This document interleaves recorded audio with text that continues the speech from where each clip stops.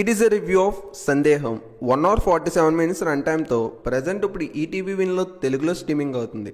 మరి ఇంక మూవీ అంతా చూసాక నాకు ఎలా అనిపించింది, నచ్చిందా లేదా, ఈ వీకెండ్కి ఈ మూవీ చూడొచ్చా లేదా, ఈ విషయాలన్నీ తెలుసుకోవాలంటే వెంటనే వీడియోకి లైక్ చేసి ఛానల్ అయితే సబ్స్క్రైబ్ చేసుకోండి. ఈ మూవీ అంతా చూసాక నాకు వచ్చిన ఒకటే ఫీలింగ్, ఏం సందేశం లేదు, ఏం ఆందోళన లేదు, ఏం స్టోరీ లేదు, ఏం పర్లేదు, ఈ మూవీ చూడొచ్చు. ఈ మూవీ బేసిక్ స్టోరీ లైన్ వచ్చేసి మన హీరోయిన్ అయితే జైలుకి తీసుకెళ్తారు తన హస్బెండ్ చంపినందుకు.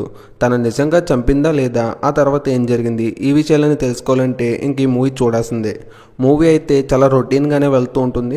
చాలా లాగ్ చేసిన ఫీలింగ్ అయితే వచ్చింది. నాకైతే మూవీ అయితే నచ్చలేదు. ఏదో కేవలం కొన్ని సీన్స్ వైజ్ అయితే మూవీ అయితే చాలా ఇంట్రెస్టింగ్ అనిపించింది. మూవీలో మధ్యలో వచ్చే ట్విస్ట్ అయితే కొత్తగా అనిపించింది. మూవీ అయితే పర్లేదు, ఒకసారి చూడొచ్చు, ఫ్యామిలీతో కలిసి చూడొచ్చు. అంటే చాలా చోట్ల exposing scenes, romance scenes, songs అయితే ఉన్నాయి. ఈ మూవీలో సాంగ్స్ అయితే నాకైతే అంతలా నచ్చలేదు. బీజిఎం కూడా యావరేజ్గానే ఉంది. హీరో యాక్టింగ్ బాగుంది, హీరోయిన్ యాక్టింగ్ అయితే డీసెంట్గా ఉంది. ఓవరాల్గా ఈ మూవీని ఫ్యామిలీతో కలిసి స్కిప్ చేయొచ్చు. ఈ వీడియో కానీ మీకు నచ్చితే లైక్ చేసి ఛానల్ సబ్స్క్రైబ్ చేసుకోండి.